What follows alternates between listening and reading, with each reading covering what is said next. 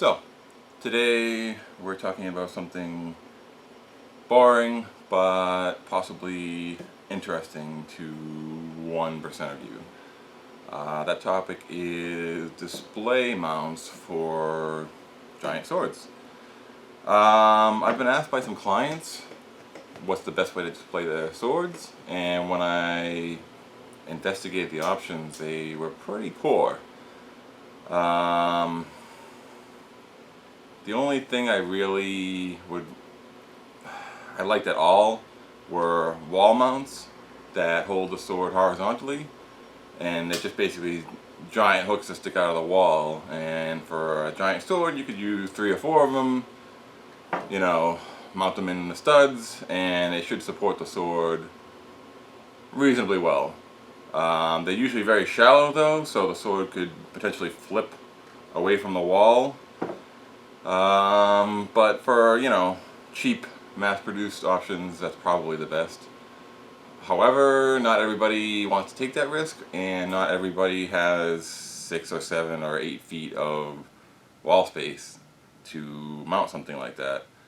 So I figured vertically would be the best bet, and to display the sword in the best way possible, I figured blade up, the handle at the bottom would work.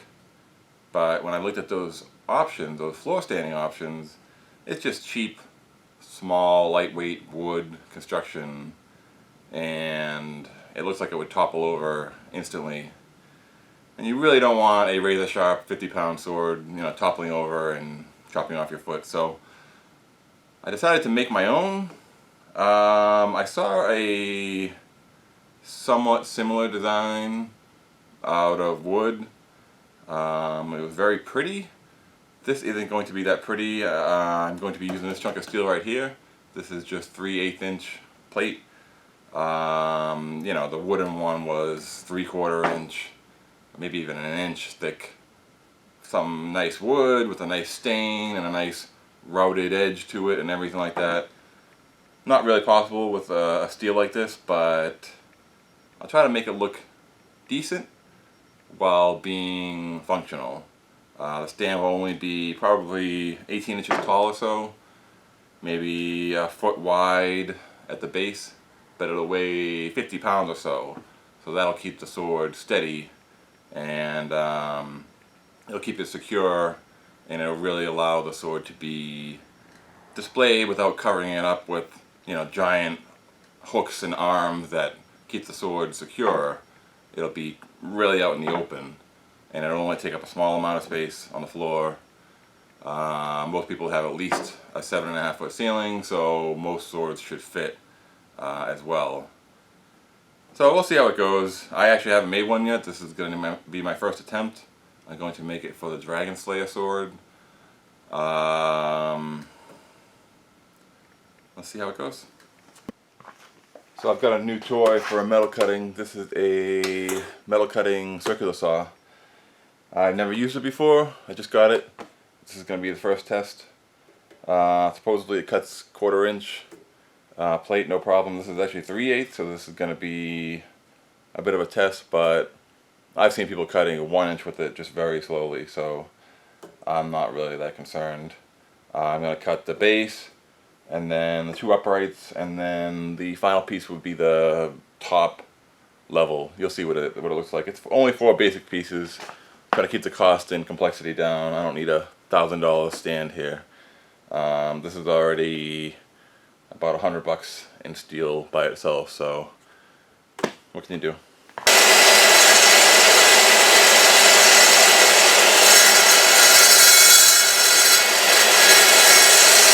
So I'm sure I edited it down, but it was only about a minute cut for a foot of 3/8 inch plate, which is honestly incredible, and it's a really nice finish. Nice and straight, no burr, and it's completely cool to the touch immediately, both sides, and even the blade was cold. Pretty impressed.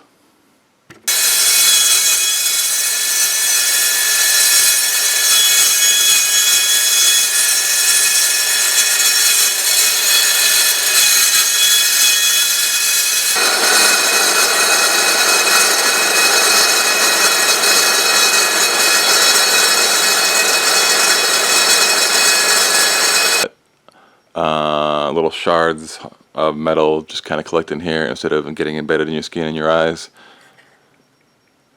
Pretty, don't you think?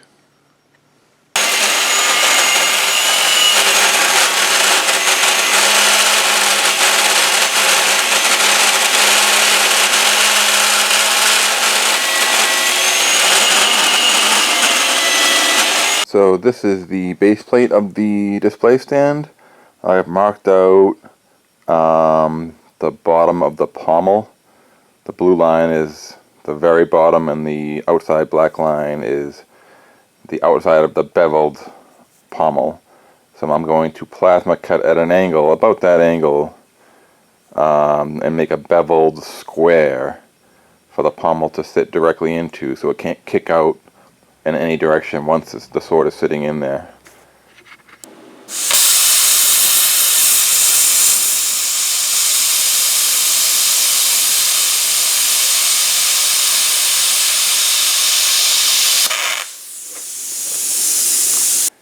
This is the rough cut square. As you can see, it's decently angled. Not that easy with the plasma cutter, especially mine. Mine's not really rated for that deep, so I just kind of needed to remove a lot of material. I'm going to die grind this, and then I will sand it.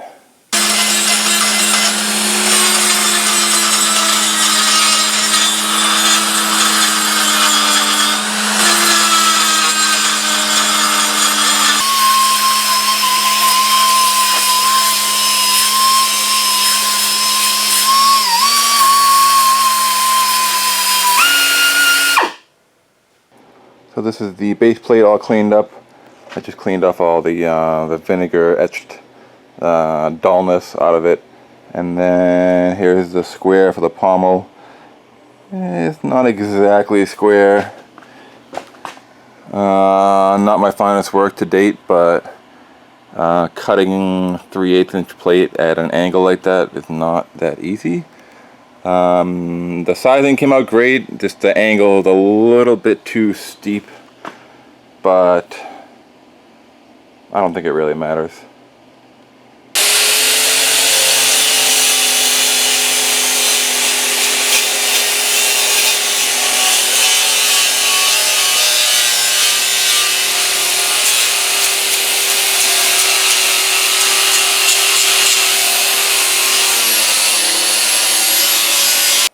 So what we've got here, this is the top plate, this is the underside, and this is the little channel I've made for my magnet.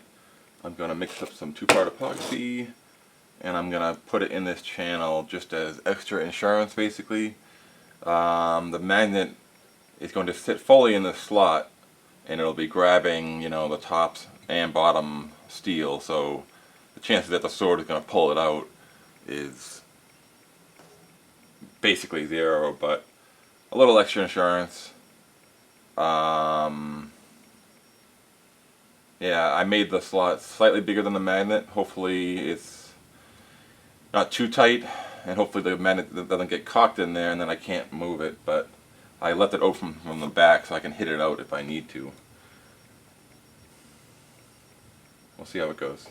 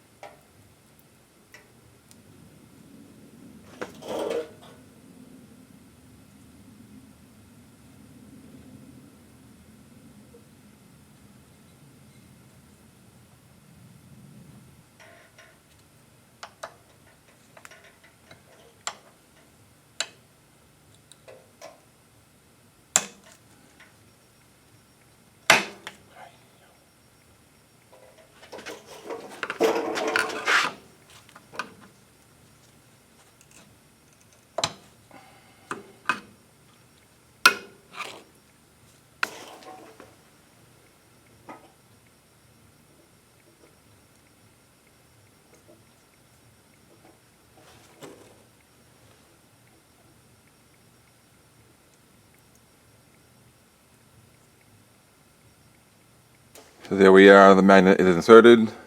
I have it just sticking out a little bit so that it's the only thing touching the sword.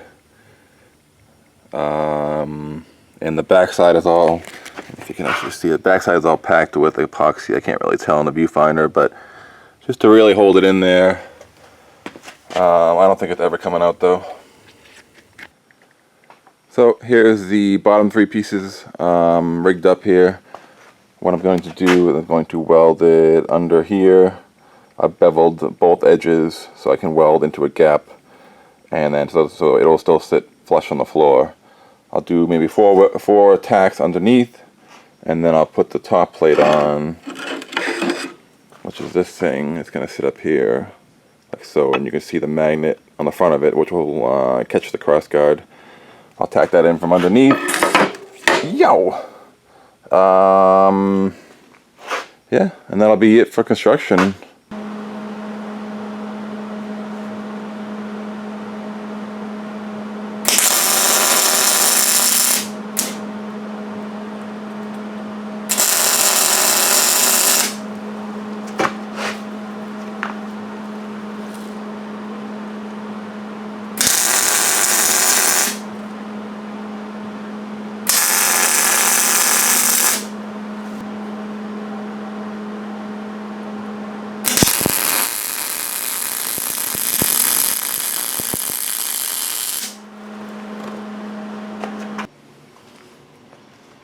Alright, so the stand is complete.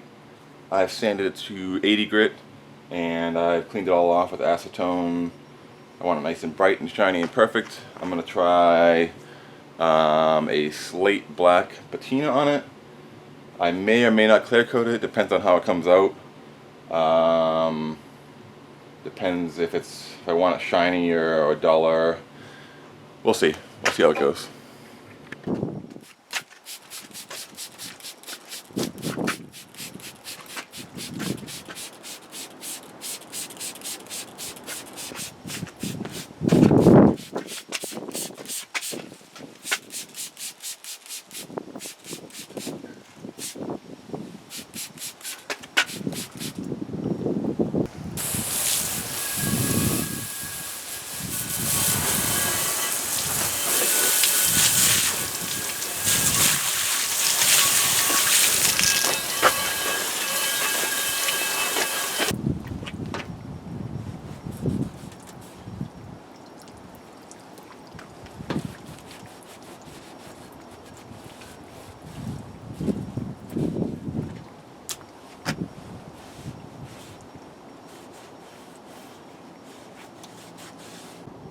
So this is coat number 1. It's got a nice rustic, not quite black, definitely slate colored finish. I think I'm going to do a second coat. You can kind of see, especially on the top here, it's pretty light. Actually much darker on the bottom. It's not bad though. Good start.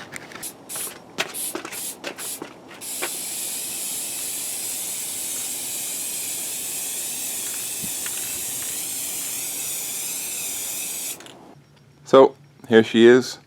She came out darker than I expected. The second coat of the patina was just about right, but when I put some satin clear coat on it afterwards, it really darkened the whole thing up. So probably next time I just use one coat of the patina and then the clear coat. As you can see, it's pretty dark.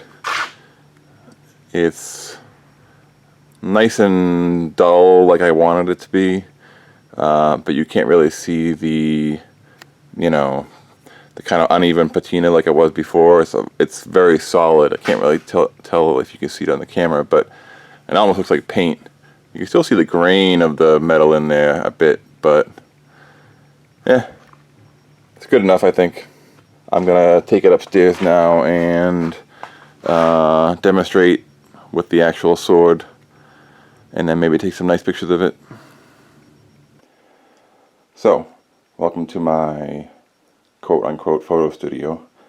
It's such a small room I can't even really get the whole thing in the shot here. The sword almost reaches the ceiling. But here's the stand and the Dragonslayer together. You can see the base locates on that squarish cutout down there. Keeps it from kicking out. I don't know what that is. I spilled something on it. Anyway, and around the back here, of course, we have very important detail. And the notches on the side keep the sword from moving more than about a quarter inch in each direction. The magnet holds it quite strongly. Let me see if I can pull it off there. You can see the stand is actually moving. There we go. It takes quite a bit of leverage, but you can just grab the top of the sword and you just stick it back on there. Quite strong, like I said, and the sword does lean backwards. I don't know if you can really see this, but it does go backwards slightly, so just to keep the likelihood of it falling forward extremely minimal. So yeah, that's about it. I hope you like it. These will probably be around $250. I'm trying to keep the price real low. I could definitely make more ornate versions, but $250 is already pushing it for a stand, but you kind of need something big and heavy like this to keep this stable and keep it from falling over and chopping off your feet. Anyway, I hope you enjoyed.